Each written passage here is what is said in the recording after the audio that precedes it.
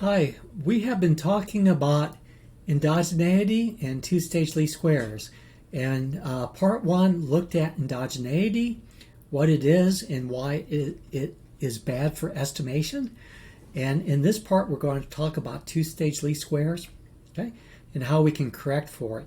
So what we need in our regression model is we need to find instrumental variables, IVs, right?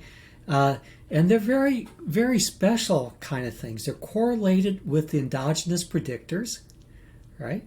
And so I have this variable in my regression model that's correlated with the random errors. And I have to find other variables that are correlated with this endogenous predictor, but uncorrelated with any of the error terms in any of the models, right? And so the economists would say we need to find exogenous variation to identify the model to correct for endogeneity bias, and that these exogenous variation is provided by these instrumental variables that we're finding. Okay, so we have this equation of interest, and y1 is a linear function of the axis, and this is my endogenous predictor y2, right? This is what's causing me issues. And what happens is y2 is correlated with the error term. So what we need to do is find a second set of variables, z's, right? And we have to model the y2. So we model y2 as a function of the z's and also of the x's in the first equation, okay?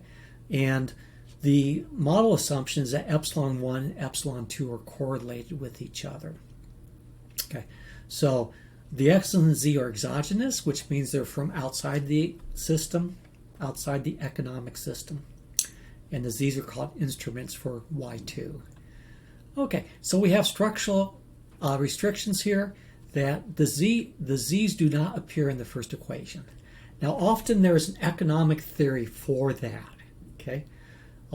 But you don't put the z's in both equations, you just put them in the second equation. So strong instruments are hard to find, and often we're in the situation of having weak instruments. And economists will get into big arguments with each other about whether this particular set of instruments are strong instruments or whether they're weak instruments or whether they work at all, right? And there's nothing in the data that will tell you whether they work well or not, okay? So often we end up with weak instruments, and that means they have a low correlation with y2, and they have some correlation that bleeds over to the error terms, okay? And that's not good. We'd like to have them to be strong. Okay, this is the way two-stage least squares work. We have two equations, right? And we start off by fitting the second equation, okay? And then once we fit the second equation, we can use the residuals and predicted values and look at the first equation. So the goal for doing this is to correct for endogeneity bias. So here we go, two-stage least squares. We first regress y2 on the x's and the z's. We save the residuals.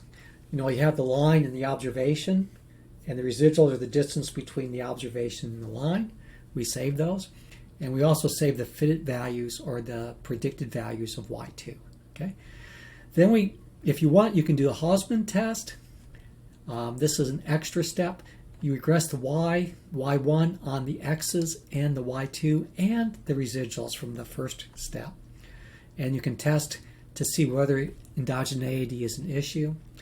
And then in stage 2, you regress y on the x's and the predicted value of y2. So by using the predicted value of y2, you're kind of like scrubbing away that correlation with the error term. So what messes you up is that the y2 is correlated with the error terms for y1, and we're scrubbing that away by using the predicted value. Okay, so here's my simulation example. Again, the true model is y1 is 3 plus y2 plus epsilon 1. I generate the data so I know what it is. y2 is equal to 0 plus 2.5z plus epsilon 2. And I generate the epsilon 1 and epsilon 2, so the correlation is 0.8. right? So I know what the z is, right? I have the z in my data set, I have the y1 in my data set, I have the y2 in my data set. The least squares line is biased, right? Instead of 3 plus 1 times y, it's 1.4 plus 1.2 times y. And so there's the true. The true is the dash, and the dark, the solid red is the estimated line. Okay. So we're going to regress y2 onto the z. I get that equation. I save the residuals. I save the fit values. That's all I need that for. I can throw everything else out. And then I do the Hausman test. I regress y1 onto y2 and the residuals from the second equation. And I'm looking at this p-value for this coefficient. And if that p-value is small, then I would say reject H0 and conclude that endogeneity is an issue. And so the p-value is small. I would conclude, hey, I have an issue. I have a positive slope. Then the second stage of two-stage least square is I regress y1 onto the predicted value of y2. Okay? And so that's pretty simple to do. I just save the fitted values, I put it in, and lo and behold, I get very close to the true parameters, 3 plus 1, right? So the estimate is 3.14, and then the slope is 0.92, okay? But it comes at a cost. My r squared went down by a lot, right? It used to be 0.828, and now it's gone down to 0.254, okay? Now, the ordinary least squares line, your basic regression is designed, right, to maximize your r squared. And so when you do something else, the r squared drops, right? So r squared is no longer a useful criterion for comparing models, right? You say, oh, the other model had a bigger r squared. Yes, but you had biased estimates. So if you want better estimation, you do something like two-stage least squares, you get better estimates out. Okay, but you pay the penalty in that your r squared went down. Okay. So how serious is it in reality? Well, it's very serious if you're doing public policy decisions, right?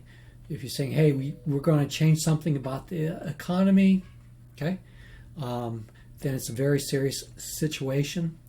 It might be less serious if you're doing something with branded goods. You have some pricing power, you have some leeway.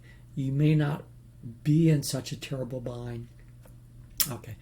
One thing that can happen is going through this to fix a problem can also introduce new problems, right? And that's where economists get into lots of arguments with each other. It's like they have this piece called motivation about what's your motivation for saying that this is an instrumental variable. And, you don't really, there's nothing in the data set that proves that you're right or you're wrong, right? So you have to rely on theory or strength of argument. All right. So that's all that two-stage least squares is. The third part is just taking a look at this example with wages, education, and endogeneity. And I hope you liked the video on two-stage least squares. If you did, hey, give me a thumbs up. I hope to see you in this example. This is a very famous and important example. And I'll talk to you later. Bye-bye.